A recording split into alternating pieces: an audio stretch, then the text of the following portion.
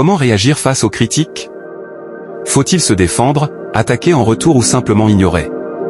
Les stoïciens avaient une approche bien différente, une approche qui leur permettait de rester imperturbables, même sous les pires attaques. Si toi aussi tu veux développer un mental d'acier face aux critiques, alors reste jusqu'à la fin de cette vidéo. Nous allons voir comment adopter une mentalité stoïcienne pour ne plus jamais être déstabilisé par les jugements des autres. La première chose que les stoïciens nous enseignent, c'est que ce qui nous dérange dans une critique, ce n'est pas la critique elle-même, mais l'interprétation que nous en faisons. Marc Aurèle disait, si une chose extérieure te trouble, ce n'est pas elle qui te trouble, mais le jugement que tu portes sur elle. Épictète allait encore plus loin en affirmant que nous avons toujours le pouvoir de choisir comment nous réagissons à ce que les autres disent. Prenons un exemple simple, si quelqu'un te traite d'incompétent, pourquoi cela te blesse-t-il? Parce qu'une partie de toi craint que ce soit vrai. Mais si tu étais absolument sûr de ta valeur, cette critique ne t'atteindrait même pas. Les stoïciens avaient une méthode très puissante pour gérer ce genre de situation, le détachement émotionnel. Il s'agit de comprendre que les critiques des autres ne sont que des opinions, et non des vérités absolues. Sénèque disait, ce n'est pas parce qu'un fou t'insulte que tu es réellement ce qu'il dit. Imagine que quelqu'un te critique en chinois, si tu ne comprends pas la langue, ça ne t'affecte pas. Pourquoi? Parce que tu ne donnes aucun poids à ces mots. C'est exactement ce que font les stoïciens avec les critiques en général. La prochaine fois que tu reçois une critique, demande-toi, cette critique est-elle fondée? Si oui, utilise-la pour t'améliorer. 2. Cette critique est-elle infondée? Dans ce cas, pourquoi lui donner du pouvoir? Ignore-la. Une autre technique stoïcienne très puissante, c'est le silence.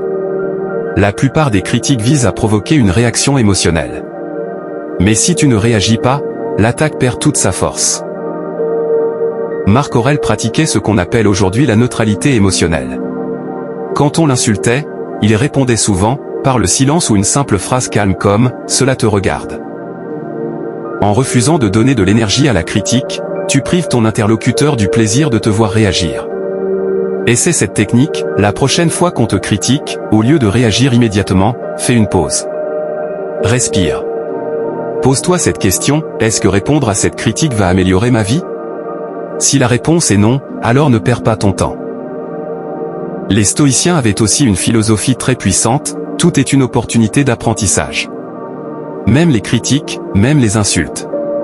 Si quelqu'un te critique et que c'est justifié, alors utilise cette critique pour t'améliorer. Si c'est une critique injustifiée, alors utilise-la comme un entraînement mental, une occasion de tester ton calme et ta résilience.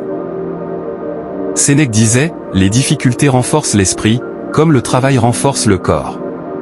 Au lieu de voir une critique comme une attaque, voilà comme une opportunité de mieux te connaître. Une opportunité de pratiquer l'indifférence stoïcienne. Une opportunité de grandir. Pour résumer, voici les 4 principes stoïciens pour ne plus jamais être affecté par les critiques. 1. Comprendre que c'est notre perception qui nous affecte, pas la critique elle-même. 2. Se détacher des opinions des autres et les voir comme de simples mots. 3. Pratiquer le silence et le non-réagissement pour rester maître de soi. 4. Transformer chaque critique en opportunité de progression. Les critiques existeront toujours. Ce qui compte, c'est ta façon d'y réagir. Adopte la mentalité stoïcienne, et plus rien ne pourra te déstabiliser. Si cette vidéo t'a aidé, abonne-toi pour plus de contenu sur le stoïcisme et le développement personnel.